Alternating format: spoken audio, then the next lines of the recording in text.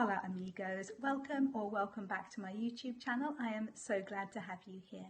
My name is Emma Bennet and I am the writer of 7 contemporary romance novels and 1 children's picture book.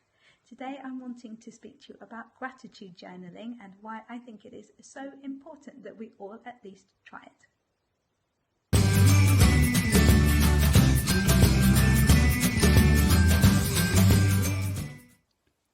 Hi everyone, well it is a busy day in the Bennet household today.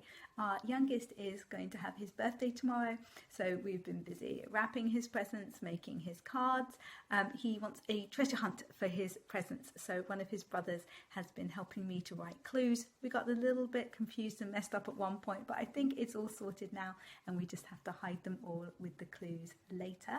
I've also got his cake to make. I think he's finally decided on cinnamon buns, which suits me because they are one of my favourites, so I'm looking forward to getting onto that a little bit later.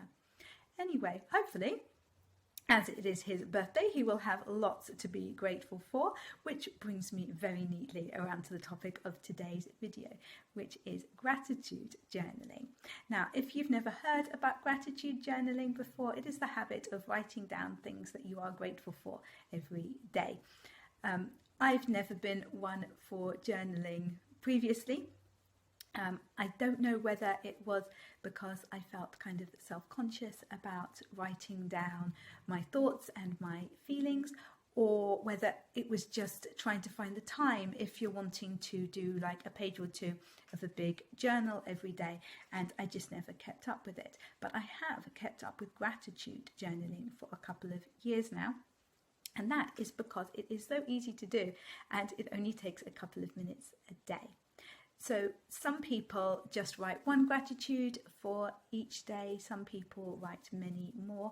I do 3 typically, and I just write a sentence for each one. Again, some people write a lot more than that. Sometimes people go into detail and write a whole paragraph for each gratitude. I don't find that I need to do that because I think, for me at least, just the process of thinking what I'm grateful for and writing down a single sentence is enough to make me feel more positive and to get me thinking about whatever it is that I'm grateful for. Anyway, I don't find that I need to write more. There are some absolutely beautiful notebooks which you can buy to do your gratitude journaling in. Some, they're specifically made as gratitude journals. I don't have anything like that. I just have, at the moment, this very nice notebook which a friend of mine got me. It's actually eco-friendly materials. It's cork and recycled paper, and it's lined as well. But the front of it feels really, really nice because of the cork. I don't have a new journal for every year or anything like that, which some people do. I just wait until I've filled up my journal and then I get a new one. I also don't tend to read my gratitudes back after the day that I write them, and when I finish a gratitude journal I don't keep it.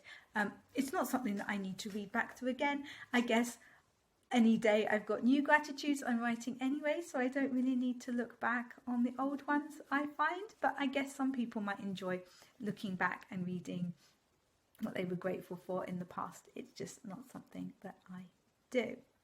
So sometimes the things which I'm grateful for are big things.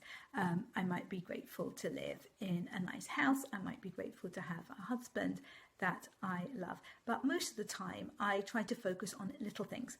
And there are little things which are very specific to the day which I'm writing the gratitudes for. So it might be something like, I'm grateful for the coffee that my husband made me this morning because I really needed to take a break for 10 minutes. Or I'm grateful that it stopped raining when I took the dogs out for a walk so that I didn't get soaked.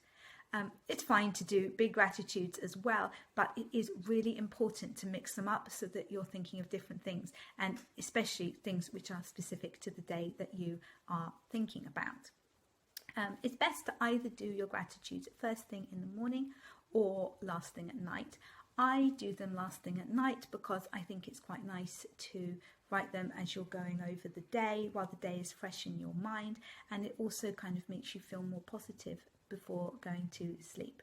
But if you don't have time to do them then, or that just doesn't work for you, then in the morning would be just fine as well.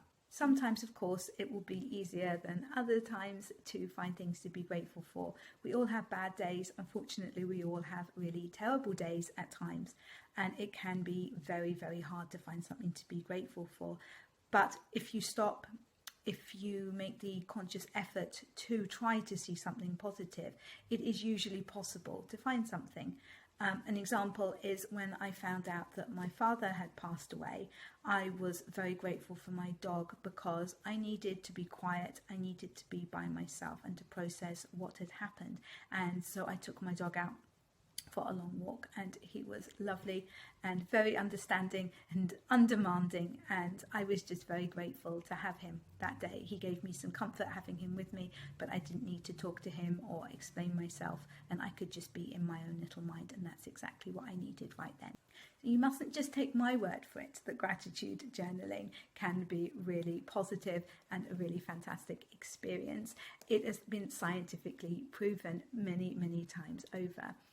Basically, any type of journaling is good for your well-being, but thinking about positive things and putting them down on paper is especially powerful, and it can affect all parts of your life, and it has absolutely amazing effects which have been scientifically proven. One which is really great, especially if you do your gratitude journaling before you go to bed, is that it can improve sleep, and that's because you're thinking positive thoughts rather than worrying, and it just puts your mind in a better place to help you to get to sleep. It can also increase positivity.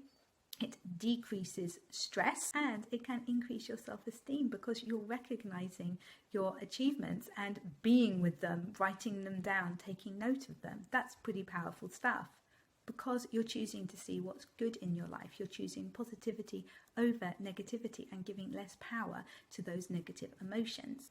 And writing the positive thing down rather than just thinking it makes it more concrete, and that has been shown to make it even more powerful. So I would love to know whether any of you have tried gratitude journaling and whether you have found that it has had a positive effect on your life, or maybe you found that it just didn't work for you. Either way, pop your comments down below. I'm sure everyone would love to read them. I'm going to go and get back to birthday preparations now, but make sure that you like and comment and subscribe if you haven't already. Boot that notification bell so that YouTube lets you know every time I post a new video, and I will catch you in the next one.